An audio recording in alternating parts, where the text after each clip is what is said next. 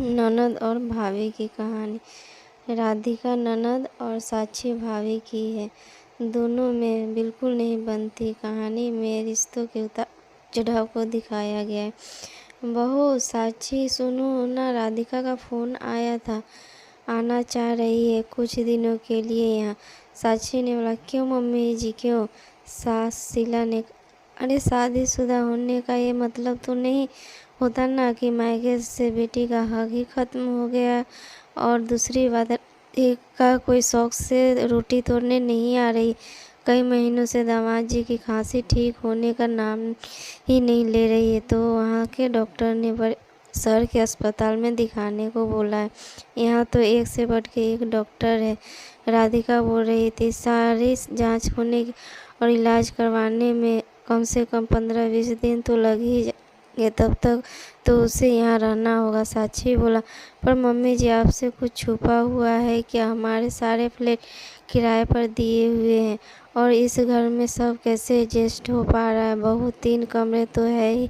चिंटू मेरे कमरे में सो जाएगा और पिंकी तो वैसे भी तुम दोनों के साथ ही सोती है। अपनों के लिए 10-20 दिन एडजस्ट नहीं कर सकते क्या? बेचारी राधिका छुट्टी मनाने नहीं, परेशानी में आ रही है। साक्षी ने कहा, देखती हूँ मम्मी जी, पर अभी आप कंफर्म मत कर देना। वैसे जीजाजी के एक भाई भी तो रहते हैं यहाँ, उनके घर में भी तो रह सकती है राधिका दीदी। यह सुनकर शीला बोली, बहू वह 2 बेडरूम का घर है, वहाँ जेठ जेठानी और उनके बच्चे भी बड़े बड़े हैं, वहाँ मुश्किल होगा रहना। ऊपर से उसकी जेठानी का तीखा स्वभाव। सास की इन बातों को सुनते ही साक्षी बोली, आप छोड़िए मम्मी जी, मैं शाम को खुद राधिका दीदी से बात कर लूँगी, कुछ ना कुछ तो उपाय निकल ही आएगा। शीला जी सोच में पड़ गई कि ये आखिर इसमें सोचने और उपाय की ये कैसी बात है। घर की इकलौती बेटी बीमारी में अगर आकर 15-20 दिन रह जाएगी तो क्या अनर्थ हो जाएगा? राधिका ने तो हमेशा साक्षी को छोटी बहन की तरह माना है। शायद राधिका का तौर तरीके सीखना और उचित सलाह देना पढ़ी लिखी साक्षी को पसंद नहीं आया और वो मन ही मन उससे खार खाने लगी और पसंद नहीं करने लगी। दामाद जी नौकरी वाले थे और बच्चे स्कूल जाने वाले, तो ऐसे भी कभी 1-2 दिन से ज़्यादा नहीं रुकी राधिका। लेकिन उतने कम दिनों में भी साक्षी उसे कटी कटी रहती। साक्षी का बदलाव रवैया देखकर राधिका ने उसे सलाह मशवरा देना भी बिल्कुल बंद कर दिया था, पर साक्षी का स्वभाव नहीं बदला और शायद इसी कारण से साक्षी नहीं चाहती थी कि राधिका यहाँ आकर रहे, पर मायका होते हुए बेटी होटल में रहे ये तो शोभा नहीं देता। और फिर वो राधिका को कैसे कहेंगी कि वो यहाँ आकर ना रहे, वो भी तब जबकि उसका बर्ताव बुरा नहीं है। दीदी, कल से 4 बार फ़ोन कर चुकी हूँ, आप फ़ोन क्यों नहीं उठा रही है?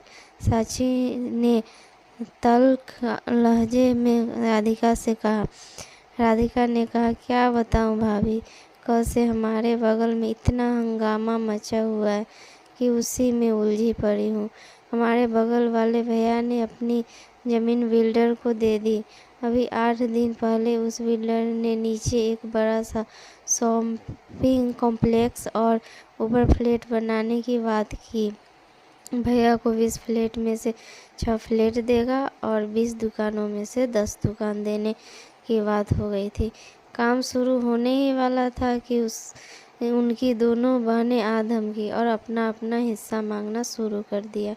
और भैया कह रहे हैं, सब बांट ही देंगे तो हमारे पास क्या बचेगा? तुम लोगों की शादी और दहेज में तो खर्च किया ही था, अब इसमें से कुछ नहीं मिलेगा।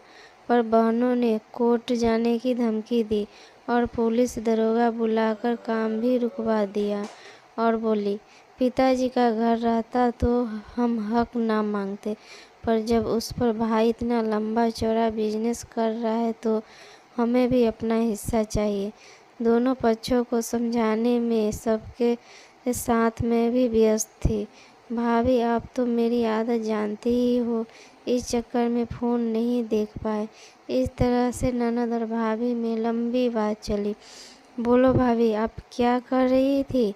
साक्षी अपनी ननद की यह बातें सुनकर हड़बड़ाहट में बोली, मैं क्या कर रही थी? हाँ, मैं कर रही थी। नहीं नहीं, पूछ रही थी आपके आने के बारे में। अब जीजा जी कैसे हैं? कब आने का प्रोग्राम है आपका? राधिका ने बोला, भाभी कल से थोड़ा सुधार लग रहा है। डॉक्टर ने जो दवाई बदली है शायद अब असर कर रही है। साक्षी बोली, ना दीदी, ना, रिस्क मत लो, एक बार आकर सारी जांच करवा लो। साक्षी की यह बात सुनते ही राधिका कहती है, ठीक कहती हो भाभी, सच कहूँ तो मैं मन में बड़ा संकोच था। अभी तक माँ तो बुला रही थी पर तुम्हारा फ़ोन नहीं आया था तो कदम नहीं उठ रहे थे वहाँ आने के लिए। भाभी, ना मुझे आपके पैसे चाहिए ना आपकी प्रॉपर्टी। ढेर सारा प्यार और सम्मान मिलता रहे तो मायके जाने का उत्सव बना रहता है। साक्षी अपने स्वर में मिठास घोलते हुए बोली, दीदी आपका घर है, जब आओ जब जाओ, और प्यार सम्मान आपको नहीं मिलेगा किसे मिलेगा? भला कोई और बेटी थोड़ी ही है इस घर की। भले ही ऐसे फ़ोन करती ना करती, जिया जी की तबीयत की बात थी तो फ़ोन करना ही था। साक्षी फ़ोन रखने के बाद सोचने लगी कि मैंने तो सोचा था कि अपनी ननद से कहूँगी, दीदी मैं तो कुछ दिनों के लिए मायके जाने का सोच रही हूँ, आपको आना हो तो आ जाओ। ननद खुद इशारा समझ जाएगी और नहीं आएगी। लेकिन फ़ोन पर ननद की बात सुनकर तो साक्षी माथा ही ठंडक उठा। उसने सोचा ननद से अच्छे संबंध बनाकर रखेगी तो सब अच्छा, वरना उसकी ननद को अपना हक मांगते देर नहीं लगेगी।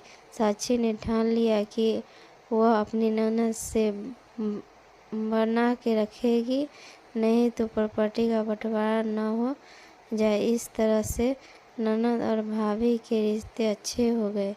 यही है ननद और भाभी की कहानी।